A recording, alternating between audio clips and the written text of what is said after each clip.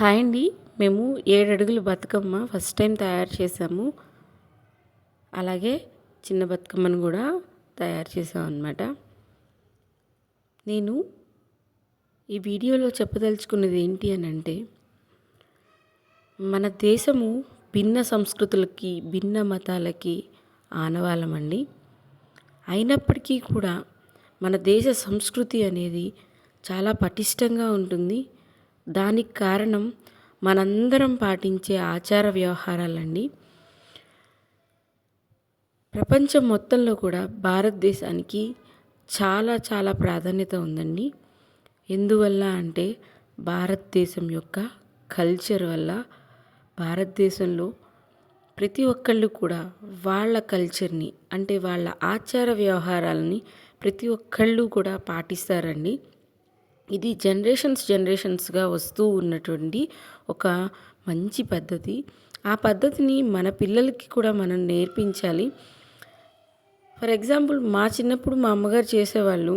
అది మేము చూసి మేము దాన్ని ఫాలో అవుతూ వచ్చాం అనమాట. రేపటి జనరేషన్ మనల్ని చూసి వాళ్ళు ఫాలో అవ్వాలి అని చెప్పేసి నేను ఈ వీడియోలో చెప్పదలుచుకున్నటువంటి విషయం అండి. మా చిన్నప్పుడు మా అమ్మమ్మ, మా నానమ్మ, అలాగే మా అమ్మ వాళ్ళు చేసేవాళ్ళు. మా అమ్మ వాళ్ళు మా అమ్మమ్మల దగ్గర నుంచి నేర్చుకున్నారు. మేము మా అమ్మ దగ్గర నుంచి నేర్చుకొని మా పిల్లలకి నేర్పించాలి. ఇక్కడ మగపిల్లల ఆడపిల్లల అని తేడా లేదండి. ప్రతి ఒక్కరికి కూడా మన కల్చర్ని మనం నేర్పించాలి అంటే మనం ఏదో వాళ్ళని కూర్చోబెట్టి నేర్పించడం కాదండి. మనం చేస్తూ ఉంటే వాళ్ళు దాన్ని ఫాలో అవుతారనమాట. అందుకని మనం అందరం కూడా ఫాలో అవుతూ మన పిల్లల్ని కూడా మనం ఫాలో చేయించాలి. మనం ఎక్కడున్నా కానీ మన సాంప్రదాయాన్ని మర్చిపోకూడదు అని మన వాళ్ళు విదేశాల్లో ఉన్న మన సంస్కృతిని ఏనాడు మర్చిపోకుండా వాళ్ళ పిల్లలకి తెలియచేయటం కోసం అన్ని రకాల పండగల్ని వాళ్ళు సెలబ్రేట్ చేస్తున్నారండి. ఈ వీడియో అంతా కూడా మా ఊళ్ళో దసరా అయిపోయిన తర్వాత అమ్మవారికి ఊరేగింపండి. ఆ ఊరేగింపులో మేము ఇలా అమ్మవారిని ఆహ్వానిస్తూ మేళతాళాలతో, కోలాటాలతో అమ్మవారి ఊరేగింపు చాలా బాగా జరిగిందండి, అంగరంగ వైభవంగా.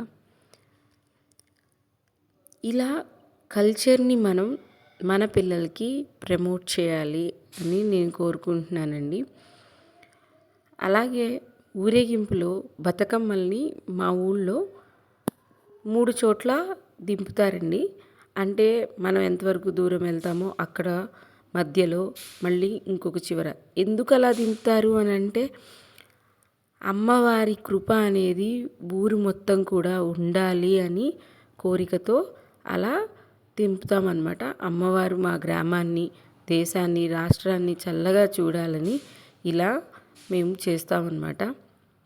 అలాగే అమ్మవారికి మేళతాళాలు, డప్పులు, చప్పట్లు, కోలాటాలు అంటే ఎంతో ఇష్టమండి. అందుకనే అమ్మవారిని ప్రసన్నం చేసుకోవటం కోసం ఇలా రకరకాలుగా అమ్మవారికి సేవ చేస్తామన్నమాట. ఊరేగింపుతో అమ్మవారు ఎవరింటి ముందుకు వచ్చినా వాళ్ళు అమ్మవారికి పూజ చేస్తారండి. 3 చోట్ల దింపుతామని చెప్పాం కదా, అలా దింపి బతుకమ్మ పాటలు 3 పాడతాం అన్నమాట.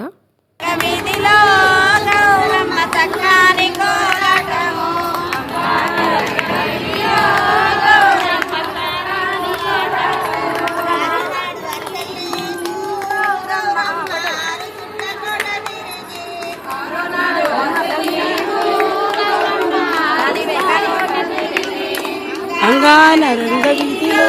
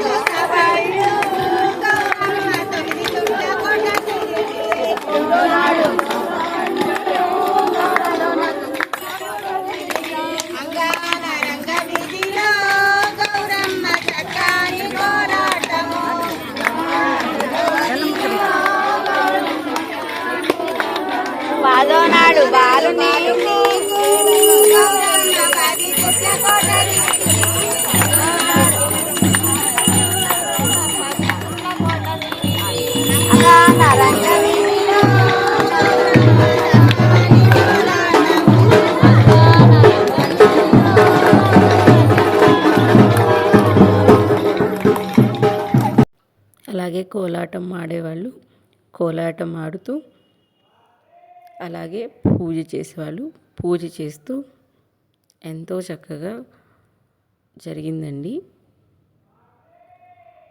అలాగే ఈ బతుకమ్మల్ని సాగనంపేటప్పుడు ఒక కథ ఉంటుందండి. ఆల్రెడీ మన దాంట్లో పోస్ట్ చేశాను. ఆ కథ అక్షంతలు అమ్మవారికి వేసి ఆ అక్షంతలు వాళ్ళు కూడా వేసుకొని ఇలా చేయటం వల్ల అమ్మవారి కృప అనేది మన మీద ఎక్కువ ఉంటుంది. అలాగే అష్ట ఐశ్వర్యాలు, ఆయురారోగ్యాలు, సౌభాగ్యం అనేది ఎప్పటికీ అమ్మవారు ఇస్తుంది అని అంటారండి. అందువల్ల అందరూ కూడా కథ విని తర్వాత అక్షంతలు వేసుకొని అమ్మవారిని సాగనంపాక ఈ 11 రోజులు మనం గౌరమ్మకి పూజ చేస్తాం కదండి. ఆ గౌరమ్మని ప్రతి ఒక్కళ్ళు కూడా ఇంటికి తీసుకువెళ్తారు. ఎందుకు అనంటే దాన్ని అమ్మవారు మనకి సౌభాగ్యాన్ని ఇస్తుంది అని దాన్ని మనం స్నానం చేసేటప్పుడు రాసుకోవటము, అలాగే మన పుస్తెలకి రాసుకుంటామండి. ఇంకా కథ చెప్తున్నారు. కథ అయిపోయిన తర్వాత అమ్మవారికి హారతి ఇచ్చి తర్వాత అమ్మవారిని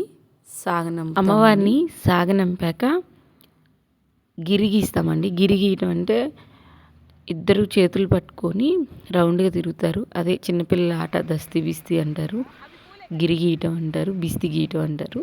అది గీసి గౌరమ్మని తీసుకొని అందరూ కూడా వాళ్ళ ఇంటికి వెళ్ళిపోతారనమాట.